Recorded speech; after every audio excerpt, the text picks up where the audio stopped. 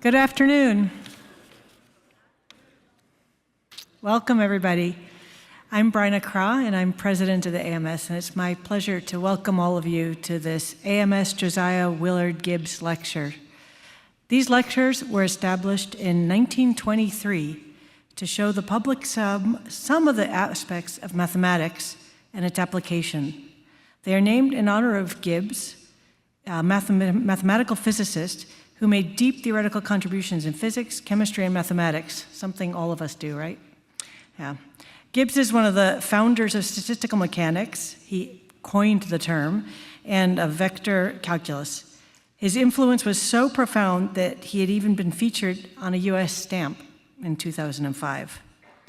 The list of previous Gibbs lecturers is a veritable who's who in broad mathematics, including G.H. Hardy, John von Neumann, and Albert Einstein. So today it's my pleasure to add another one to this list and introduce Yann LeCun for the Josiah Gibbs Lecture. Yann is the Jacob T. Schwartz Professor of Computer Science, Data Science, Neural Science, and Electrical and Computer Engineering, competing with Gibbs in terms of fields, at the Courant Institute of Mathematical Sciences at New York, and he is the Chief AI Scientist at Meta. He is well known for his work in numerous areas, especially in computer vision and deep learning, and he's one of the developers of things you may be using all the time, the DJVU format that probably somewhere on your computer. He's won numerous awards. I won't list them all because then there would be no time for his lecture, but I will just note that he won the Turing Award recently in 2018. And he's a member of numerous academies, including the National Academy of Sciences, the National Academy of Engineering, and the French Academy of Sciences. Without further ado, let me introduce Yann.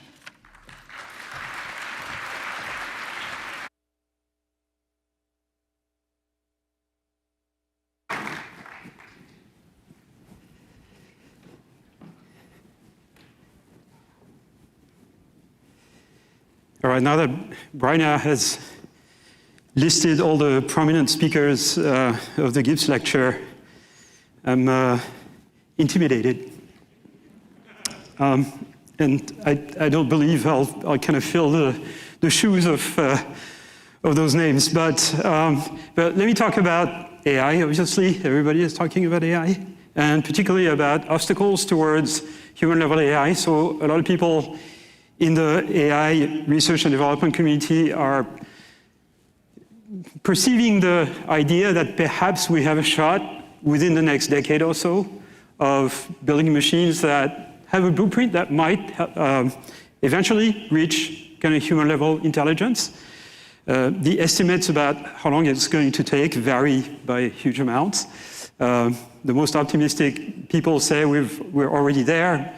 Some people who are raising lots of funds are claiming it's going to happen next year, but I don't believe so myself. But I think we have a good shot. And so I'm going to tell you where I think research in AI should go and what are the obstacles. And some of them are really mathematical obstacles. Okay, so why would we need to build AI systems with human-level intelligence? And it's because, in the near future, we're all going to be walking around with AI assistants helping us in our daily lives that we're going to be able to interact with through various smart devices, including smart glasses and things like that, through voice and through various other ways of interacting with them. So we'll have smart glasses with cameras and displays in them, etc. Currently, you can have smart glasses without displays, but soon the displays will exist. Right now they exist, they're just too expensive to be commercialized. This is the Orion demonstration built by our colleagues at Meta. So the future is coming, and the vision is that all of us will be basically working around with AI assistants all our lives. It's like all of us will be kind of like a high-level CEO or politician or something running around with a staff of smart virtual people working for us. That's kind of the possible picture. But the problem is we don't know how to build this yet. And really, the current state of machine learning is that it sucks. I mean, in terms of learning abilities compared to humans and animals, it's really very inefficient in terms of the number of samples or trials that machines have to go through before they can reach a particular level of performance. So in the past, the dominant paradigm of machine learning was supervised learning, right? So supervised learning is you give an input to the system, you wait for it to produce the output, then you tell it what output you wanted, and if the output you wanted is different from the one that the system produces, the system adjusts its internal parameters to get the output closer to the one you want, okay? It's just learning an input-output function.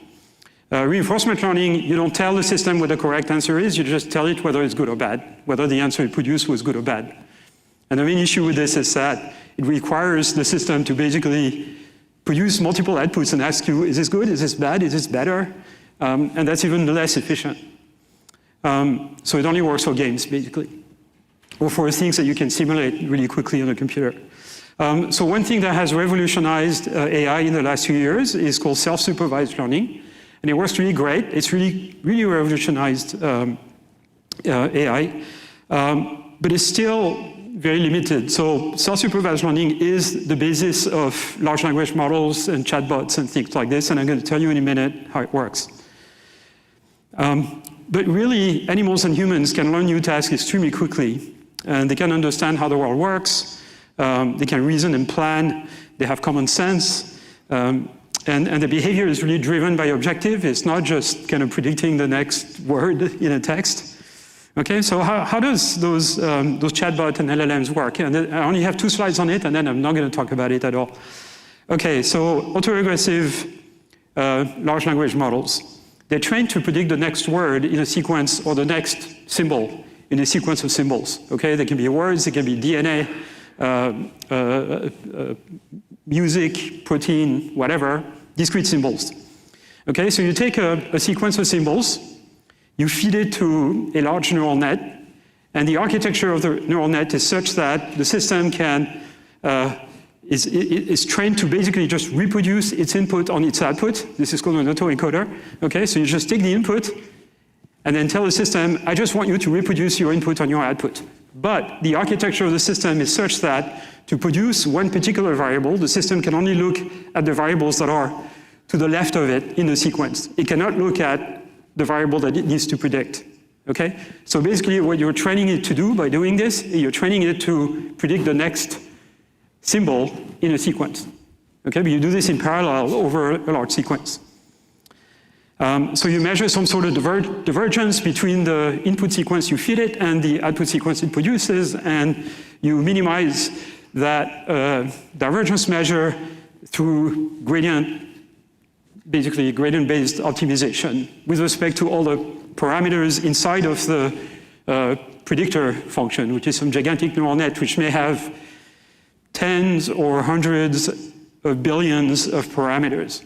Okay, this is really high dimension. Okay, once you've trained that system, when you take a sequence and you run it through it, the system is going to predict the next symbol. Okay, so let's say the window over which it looks at symbols here is 3. In reality, in an LLM, it can be several 100,000, but let's say 3. So you feed 3 words to that system and it produces the next word. Now, of course, it cannot predict exactly the next word, so what it produces is a probability distribution over all the possible words in a dictionary. And typically, in an LLM, we don't actually train it to produce word, we train it to produce tokens, which are like subword units, and a typical number of possible tokens would be on the order of 100,000. Okay, so now when you use the system, you feed it a sequence of words called a prompt. You have the system predict the next word, and then you take that and you shift it into the input. So now you can ask the system, what is the second next word? Have it produce it, shift it into the input, produce a third word, shift it into the input. So that's basically autoregressive prediction, a very old concept, obviously, in signal processing and statistics. And it works really well. It works amazingly well. If you make those neural nets really large. You train them with very large input windows on tens of trillions of tokens, data sets that have tens of trillions of tokens, sequences with tens of trillions of tokens. It works amazingly well. Those systems seem to discover a lot of an underlying structure about language or about whatever sequence of symbols you're training it on. But there's a major issue with autoregressive prediction. And mathematicians in the room here would probably do a much better job than me at kind of writing proofs about this. But autoregressive prediction is kind of a divergent process, right? If you imagine that you have those symbols are discrete, so every time you produce a symbol, you have multiple choices, maybe 100,000 choices, and you can think of the sequence of all possible tokens as some gigantic tree with a branching factor of 100,000. Okay, within this gigantic tree, there's a small subtree that corresponds to all answers that could be qualified as correct. Okay, all continuations that you would think are qualified as correct. So if the prompt is a question, the answer would be the produced text would contain the answer.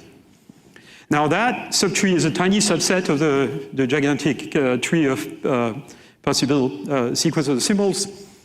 And the problem is, if you assume, which of course is false, that there is some sort of probability of error every time you produce a symbol, and you assume those errors are independent, and that probability is E, then the probability that the sequence of n symbols would be correct is 1 minus e to the power n. Even if e is really small, this has got to diverge exponentially. And it's not fixable within the context of autoregressive prediction. So my prediction is that autoregressive LLMs are doomed.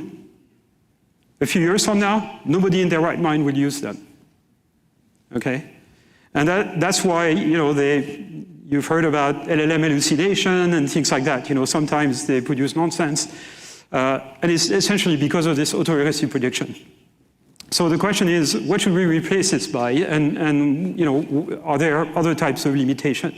Now, so I think we're missing something really big in terms of like a new concept of how to build AI systems. We're never going to get to human-level AI by just training large language models on bigger data sets. It's just not going to happen. And I'll give you another reason why in a minute. But never mind humans. Never mind, trying to reproduce mathematicians or scientists. We can't even reproduce what a cat can do. A cat has an amazing understanding of the physical world. And when I say cat, it could be a rat.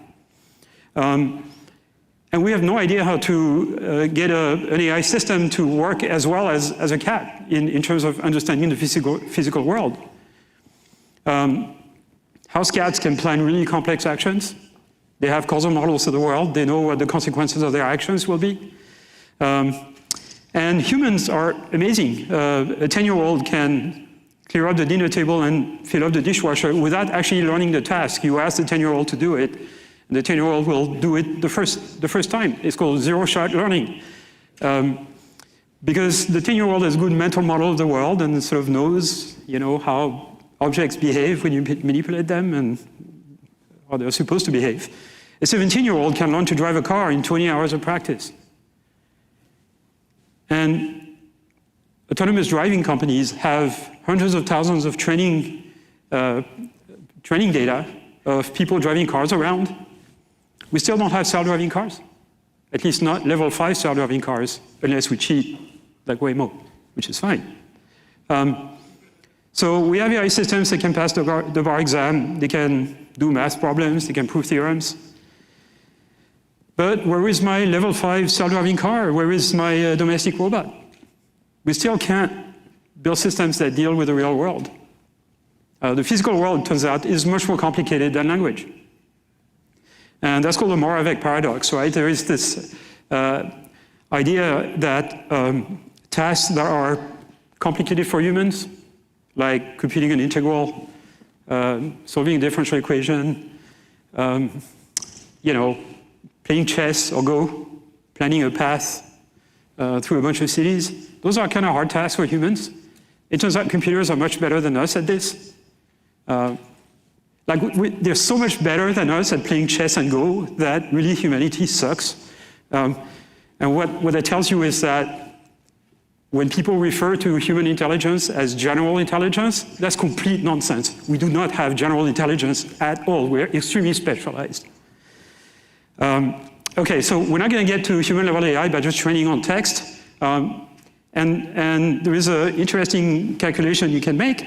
So a typical LLM, a modern one, is trained on something like 2 10 to the 13 tokens, 20 trillion. And each token is about 3 bytes, so that would be 6 10 to the 13 bytes. Let's round this up to 10 to the 14 bytes, okay? That would take a few 100,000 years for any of us to read through this. That basically constitutes the entirety of all the text available on the internet publicly. So, I mean, that seems like an incredible amount of training data. But now take a human child. A 4-year-old has been awake a total of 16,000 hours, which, by the way, corresponds to 30 minutes of YouTube uploads. Not that much data. We have 2 million optic nerve fibers, 1 million per eye going to the visual cortex. Each optic nerve fibers carries about 1 byte per second, roughly. Maybe a little less, but who cares? So do the calculation, and that's about 10 to the 14 bytes in 4 years. There's just enormously more information in the physical world, in sensory information that we get from vision and touch and audition, than there is in all the text ever produced by all humans. So again, we're never going to get to human-level AI unless we can get systems to learn how the world works by observing the world. There's just way more information there than there is in text. And psychologists have studied this. You know, babies kind of learning various things about the real world, mostly by observation in the first few months, because babies really can't act in the world, you know, beyond their own limbs in the first 3 or 4 months. And so they learn a huge amount of background knowledge about the world, mostly just by observation. And it's a form of self-supervised learning that I think we absolutely have to reproduce if we want AI systems to reach animal-level or human-level intelligence. So babies learn notions like object permanence, the fact that if an object is hidden behind another one, it still exists, like stability, like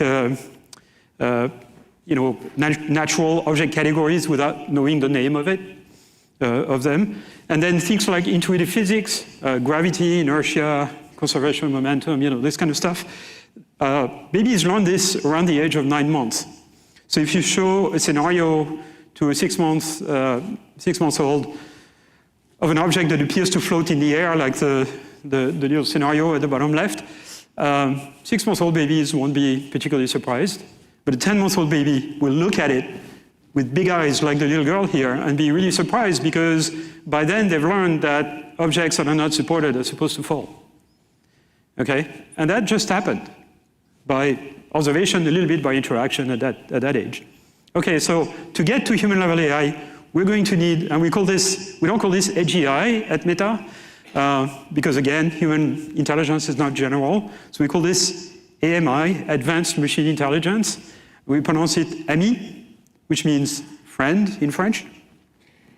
And so we need systems that learn world models, mental models of the world from observation, from sensory input.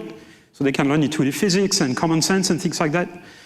Systems that have persistent memory, systems that can plan complex action sequences, systems that can reason, and systems that are controllable and safe by design, not by fine-tuning like current AI systems.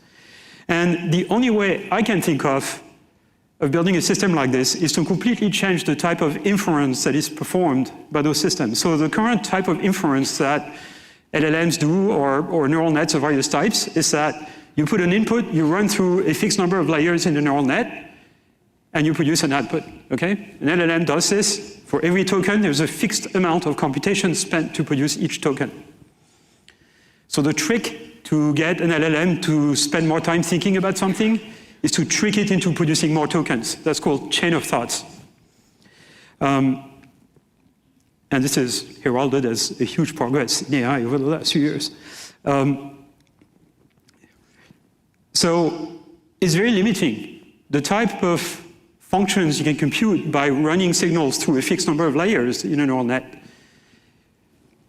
Let's say a neural net of reasonable size is limited, right? Because most tasks that you want to solve require many steps of computation. You cannot reduce them to just a few steps.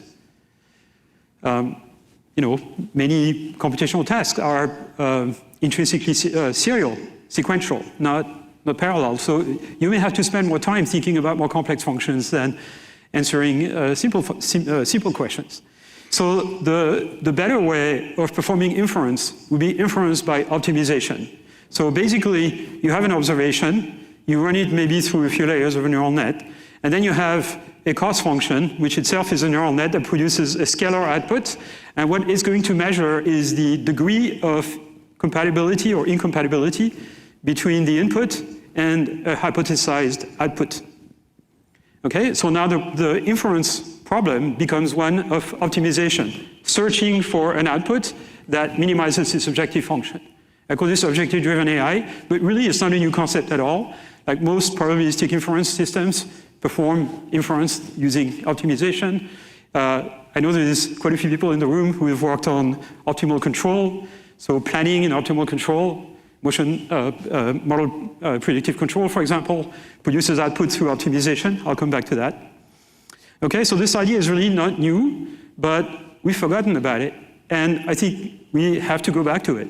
We have to build systems whose architecture is such that they can perform inference by optimization. The output is not an output, it's a latent variable that you optimize with respect to. And this is really classical in traditional AI, if you want. The idea that you search for a solution among a space of possible solutions. That's very traditional. It's just kind of forgotten. The type of tasks that can be solved this way would be somewhat equivalent to what psychologists call system 2. So in human behavior, there's two types of producing an action. One is called system 1. This is the kind of task that you do kind of subconsciously. You can take the action without even thinking about it. And then system 2 is when you have to devote your entire conscious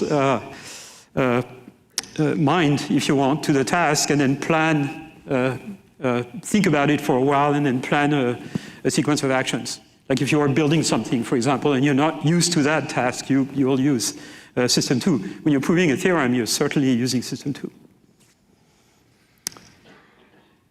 So what is the best way to sort of formally represent what this process of inference by optimization is? And it corresponds to basically this idea of energy-based models. So an energy-based model is a model that computes a scalar number that measures the degree of incompatibility between an input x and a candidate output y, and performs inference by minimizing this energy with respect to y. Okay, I'm going to call this energy function f. Why f, not e, like energy? Because it's f like free energy. Okay, we're getting closer to the Gibbs kind of thing here.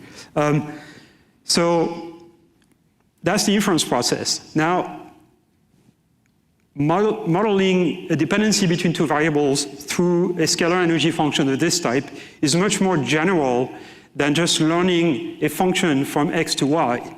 And the reason is that there might be multiple y's that are compatible with x. For example, if the problem you're trying to solve here is translating from English to French, there's many ways to translate a particular English sentence into French that are all pretty good. So they should all have low energy, okay, to indicate that those two things are compatible for the translation task. But there's no like single output that is correct. So basically, I'm talking about implicit functions here, right? Represent a dependency between variables to an implicit function, not an explicit one. I mean, a very simple concept, surprisingly difficult to grasp for a certain type of computer scientist.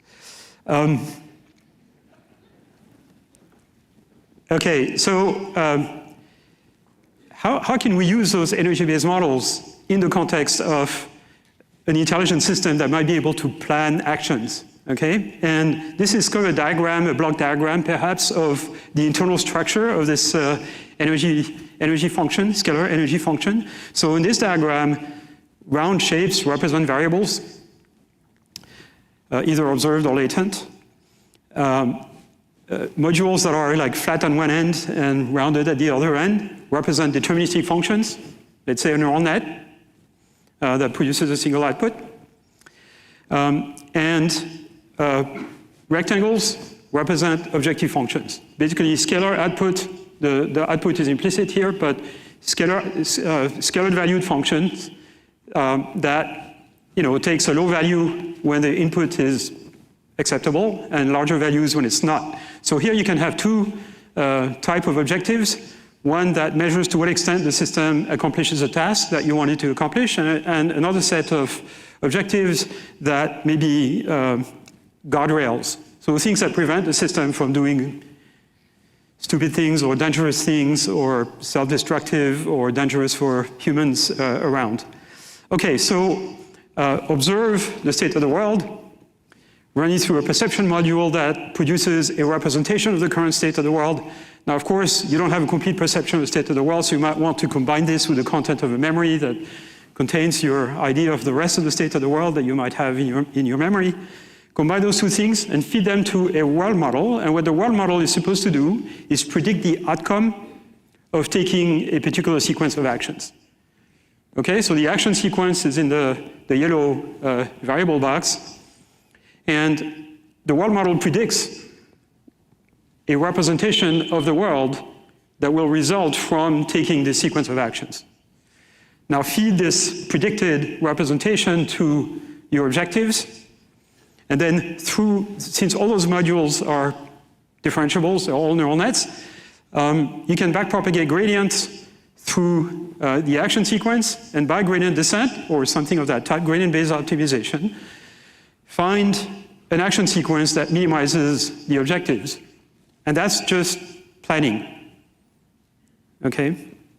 So that's a process by which a system would be able to perform inference through optimization, but it needs to have this kind of mental model of the world to be able to predict what the consequences of its actions are going to be.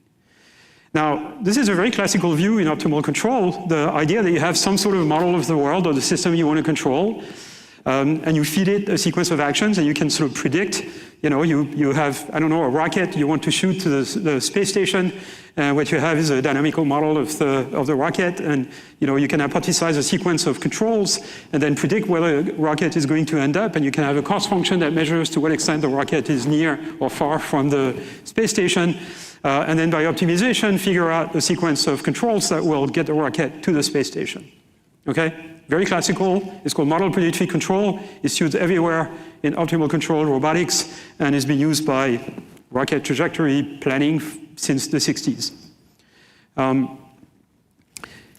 Now, of course, the world is not entirely deterministic, so your world model may require latent variables, which are variables that you don't know the value of. Nobody is telling you what values they take, and they could take a number of different values. Maybe they're drawn from a distribution, and they might produce multiple predictions. So planning under uncertainty with a world model that has latent variables that basically represent everything you don't know about the world, or that would allow you to predict, would be a good thing, but that's not a solved problem. And what we actually want to do is hierarchical planning. So all of us do this, animals can do this. No AI system today can learn how to do hierarchical planning. We can get them to do hierarchical planning by building everything by hand, but no system really knows how to do hierarchical planning. So let's say I'm sitting in my office at NYU, and I decide to go to Paris. I'm not going to be able to plan my entire trip from my office at NYU to Paris in terms of millisecond by millisecond muscle control, which is kind of the lowest level actions I can take, okay? I can't do it because, first of all, it's too long of a sequence. Second of all, I don't even have the information, right? I don't have full knowledge of, whether the traffic light is going to be red or green, so do I need to, plan to stop or cross the street? But at a high level, I can have a high-level prediction of my mental model that says, if I want to go to Paris, I need to go to the airport and catch a plane. Okay, now I have a sub-goal, going to the airport. How do I go to the airport? I'm in New York, so I can go down in the street and hail a taxi. How do I go down in the street?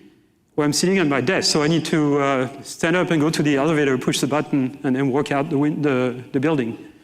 How do I go to the elevator? I need to stand up from my chair, pick up my bag, open the door, walk to the elevator, avoiding all the obstacles on the way. Okay, and at some level, when you go down the hierarchy, you're going to get to a level where you're going to be able to plan your millisecond by millisecond muscle control because you have all the information in front of you, right? So standing up and opening the door, I can plan ahead of time. So this problem of learning world models, learning hierarchical world models, learning abstract representations of the world allow us to make those predictions at long range or short range so that we can do planning. Nobody has any idea of how precisely how to do this, how to make this work. So if we assemble all of those pieces that I told you about, we end up with something called a cognitive architecture for AMI, consisting of a world model, various objective functions, an actor that is the system that optimizes the action to minimize the cost, a short-term memory, in the brain it's the hippocampus, a perception module, that's the entire back of the brain, a configurator, let's forget about this. I wrote a long paper about this 2.5 years ago, which I put on Open Review, it's not on Archive, where I explain where I think AI research should go if we want to kind of make progress in that direction. This was before the recent excitement about LLM, although LLMs were already around. But I never believed they were the answer to human-level AI. Okay, so how do we get systems to learn mental models of the world from sensory input like video? Can we use this idea of autoregressive prediction, similar to what I explained before that LLMs were using, to train a generative architecture to predict what's going to happen in a video, predict the next few frames in a video, for example? And the answer is no, it doesn't work. I've tried to work on this for 20 years, complete failure. It doesn't work. It works for discrete symbols, for predicting discrete symbols, because handling uncertainty in the prediction is simple. You produce a vector of probabilities, a bunch of numbers between 0 and 1 that sum to 1. And that's how you handle uncertainty. The problem now is, how do you predict a video frame in a high-dimensional continuous space where we don't know how to represent probability density functions in any kind of meaningful way in things like that? We can represent them as an energy function that we then normalize. Physicists have been doing this, okay? But it's intractable. Most of the time, for most forms of energy functions, if you take e to the minus the energy function and normalize it, the normalization constant is intractable. So this idea of using generative models for training a system to predict videos doesn't work. A lot of people are working on it at the moment, but what they are interested in is not learning world models, it's actually generating videos. If you want to generate videos, of course you should do this. Generating cute videos. But if you want your system to really understand the underlying physics of the world, that's a losing proposition. And the reason is, if you train a system to make a single prediction, okay, which is what generative models do, what you get are blurry predictions, essentially. Because the system can only predict the average of all the possible futures that may happen. So my solution to this is something called JEPA, that stands for Joint Embedding Predictive Architecture. And that's what it looks like. Okay, you may not immediately spot the difference with the generative architecture, so let me make that more obvious. On the left, generative architectures, the function that you're minimizing during training is basically a prediction error, right? So predict y, observe x, observe y during training, and just train a system to predict y. Okay, this is like supervised learning, except y is part of x if it's a sequence. Okay, so self-supervised. This works for discrete y, doesn't work for continuous high-dimensional y. On the right, you have the joint embedding predictive architecture. So now both x and y are run through encoders. And what the encoders do is that they compute an abstract representation representation of both X and Y. Okay, the encoders might be different. And then you make the prediction, you perform the prediction in that representation space. Now, this is a much easier problem to solve in many ways because there are many details in the world that are completely unpredictable. And what a JEPA architecture will do is basically find an abstract representation of the world so that all the stuff that cannot be predicted is eliminated from that representation. Think of the encoder function as some sort of function with invariance so that the variability of the input y that correspond to things you just cannot predict are eliminated in the representation space, right? So for example, if my video is a video of this room and I point the camera at the left side, I turn slowly and I stop the camera here and I ask the system, predict what's going to happen next in the video. It can certainly predict that there's going to be people sitting in seats, etc. It cannot possibly predict where everybody is sitting, what everybody looks like, what the texture of the ground is, or on the walls, okay? There are many things that you just cannot predict, you just don't have the information. And so instead of spending a huge amount of resources attempting to predict things that you don't have enough information for, just eliminate it from the prediction process by learning representations where those details are eliminated. So there are technical difficulties with this. Okay, so the conclusion to this is if what I'm claiming is right, and we're much better off using the JEPA architectures than generative architectures, we should abandon generative architectures altogether. Everybody is talking about Gen AI. And I'm telling people, abandon generative AI. That makes me super popular, I can tell you. Particularly among my colleagues who spend a huge amount of effort actually building Gen AI systems. In fact, their whole organization is called Gen AI. Okay, so I mean, there's different flavors of those things with latent variables, etc. But I'm not going to go into those details. But there is an issue, which is how you train those things. Okay, so basically, training a system like this to learn dependencies consists in learning an energy function in such a way that the energy function takes low values on your training samples, okay? So at a point xy, where you have data, the energy should be low, but then the energy should be higher everywhere else. So imagine xy kind of lie on some manifold. You want the energy function to be, let's say, 0 on the manifold, and then to kind of gradually increase as you move away from the manifold. And the problem with this is that I only know of 2 ways of training systems like this.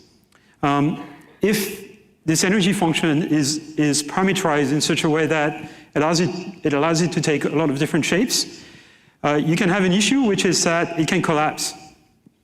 If you just make sure that the energy is low around the training samples and you don't do anything else, you might end up with an energy function that's completely flat. That's called a collapse. So there are 2 methods to prevent collapse. One is you generate contrastive samples, those blinking green points, and you push their energy up. Okay, so you figure out some loss function which, given a set of training samples and a set of contrastive samples are outside the data manifold, is going to push down the energy of the observed samples and push up the energy of the contrastive samples. Okay, those are called contrastive methods. And the problem with them is that they don't work very well in high dimension because the number of contrastive samples you need to generate grows exponentially with the dimension of the space. So there's an alternative that you could call regularized methods. And what those methods are based on is essentially coming up with some regularizer function that, if you minimize it, will minimize the volume of space that can take low energy, that has low energy. That sounds a bit mysterious of how you do this, but in fact there is a lot of things that have done this in the context of applied mathematics, for example, in sparse coding. This is exactly what sparse coding does. When you sparsify a latent variable, you basically minimize the volume of space that can take low energy, reconstruction energy. Okay, so those 2 methods, contrastive methods and regularized methods. And there's different types of architectures that can collapse or not. Okay, this is the Gibbs lecture, so I have to mention Gibbs. this is how you turn an energy function into a probability distribution. You use the Gibbs-Boltzmann distribution. Okay, so take exponential minus the energy multiplied by some constant, which is akin to an inverse temperature, and then normalize by the integral of this over the entire domain. And what you get is a properly normalized probability distribution, conditional probability distribution of y given x. And if you really are insisting on doing probabilistic modeling, the way you should train your energy-based model is by basically minimizing the negative log of that conditional probability over your training set. The problem is that that's intractable because the partition function, the normalizing term, is generally completely intractable. So you would have to use approximations like variational approximations or Monte Carlo approximation. And I tell you, a good chunk of the machine learning community has been spending a lot of effort trying to do this, getting inspiration from physics and from statistics and various other things.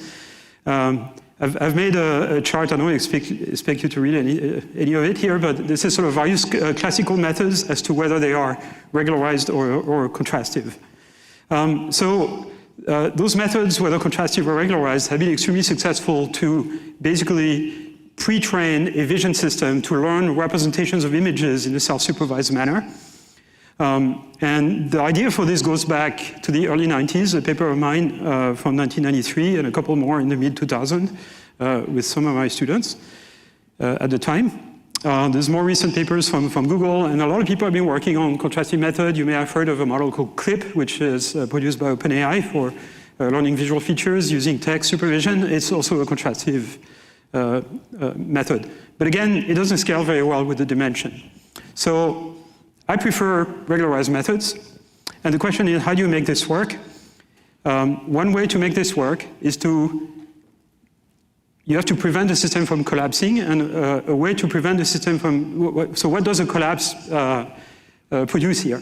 A collapse will consist in minimizing the prediction error, okay, d of sy tilde, and only doing that. And what the system can happily do is completely ignore x and y, produce constant sx and xy, and then your prediction problem is trivial. Your prediction error is 0 all the time, okay? But you have a collapsed model that doesn't do anything for you. So one way to prevent this from happening, and that's basically a regularization term, is attempting to maximize the information content coming out of the encoder, or the two encoders, okay? So have some estimate of information content, I of Sx and I of Sy, put a minus sign in front and minimize that. Now, that's a challenge because we don't know how to maximize information content. We know how to minimize it because we have upper bounds on information. We don't have lower bounds on information. And so what we're going to do is come up with some approximation, making some assumptions about information content, knowing that it's actually an upper bound on information content, and we're going to push it up and cross our fingers so that the actual information content actually follows. Okay? And it works. It's not well justified, but it's better justified than anything else that people have done. So it would be nice if we could come up with lower bounds on information content, but frankly, I don't think it's possible. Because there may be complicated dependencies that you don't know the nature of, and so it doesn't work. So the basic idea of how do you kind of put a number in a sort of differentiable objective function on information content, and the basic idea is make the representations coming out of your encoder fill the space. Okay, and that idea has been proposed by multiple people almost simultaneously in different contexts. And there are basically two ways to do this. So the contrastive methods should be called really sample contrastive, right? So take a matrix of vectors coming out of your encoder for a number of samples. Contrastive methods attempt to make the vectors coming out of the encoder all different. Okay? So imagine they're all on the surface of a sphere because you normalize them. You're basically pushing all those vectors away from each other so they fill up the space. It doesn't work too well. I mean, you need basically a lot of rows for this to work, to do something useful.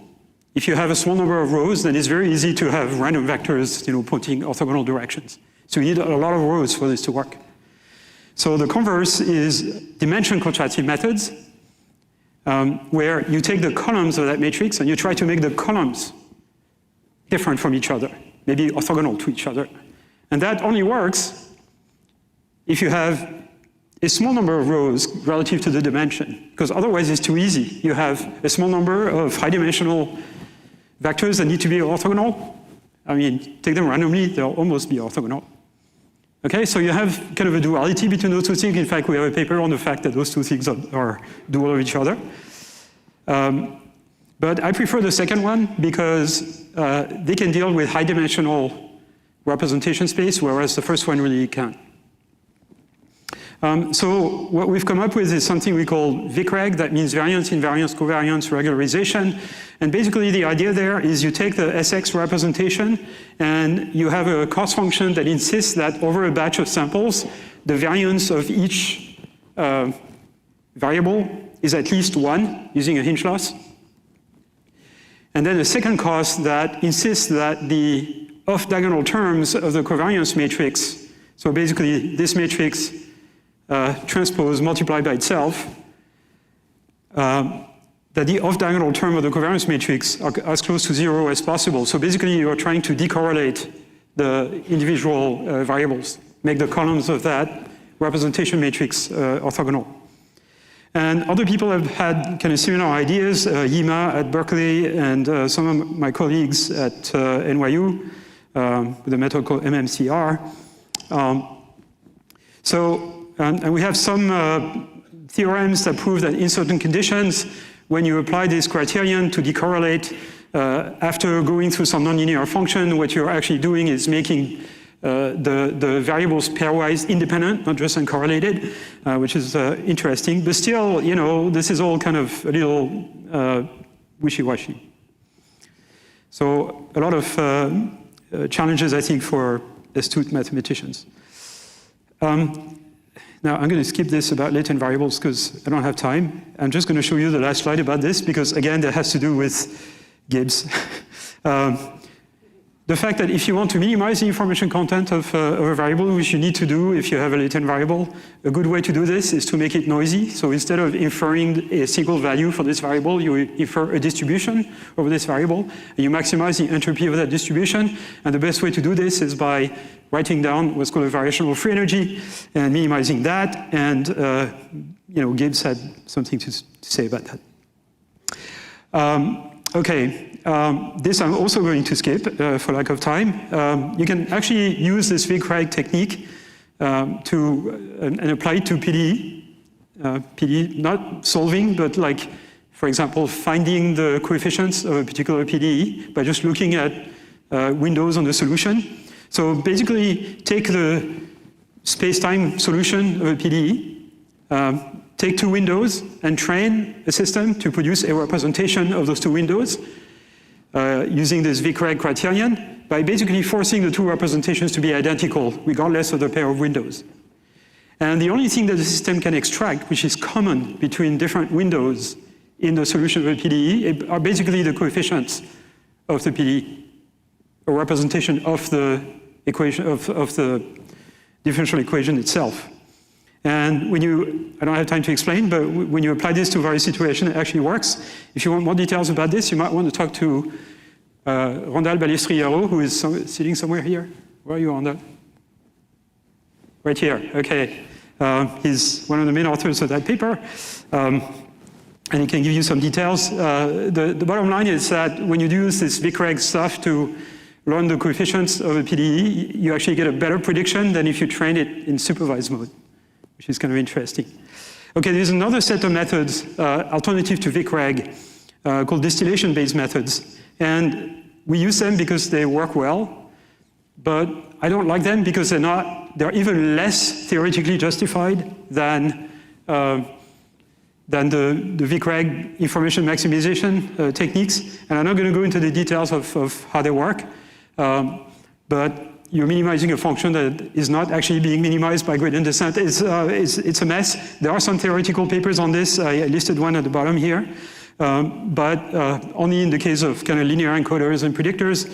And really, it's not such a satisfying method, but it works really well. And a lot of people have been using it for learning features of images in a self-supervised manner. There's a technique called IJEPA, which I won't have time to describe in detail, but it does a really good job at kind of learning representations of images that you can use then for a subsequent task that would be supervised, but without requiring too many labeled samples.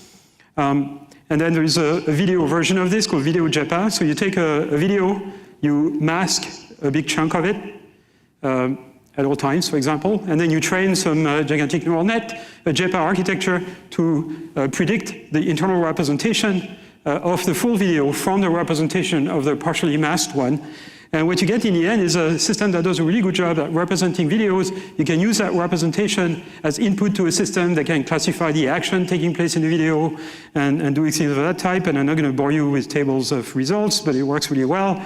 And one really interesting thing about this technique, this is a paper that we just finished and we're submitting. When you test those systems and you measure the prediction error they're doing on a video, if you show them a video that is physically impossible, like an object disappears or changes shape spontaneously, it tells you that can't happen. My prediction error goes through the roof.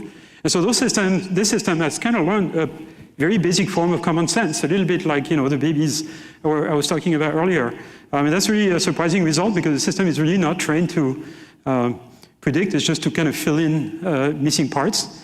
And we've been using kind of self-supervised encoders and predictors to do planning. So I'm coming to this idea of world model. So let's say you have a picture of a state of the world, and the system can control a robot arm. And you want the system to basically act in such a way that the final state of the world looks like a particular target. So let's say you have a bunch of blue chips on the table and you want to kind of move a robot arm so that at the end the blue chips are all within a nice little square as represented here in the middle. And so train an encoder, so we use DynoV2, which is a pre-trained encoder, and then train a world model to predict what is going to happen at the representation level when you take a particular action.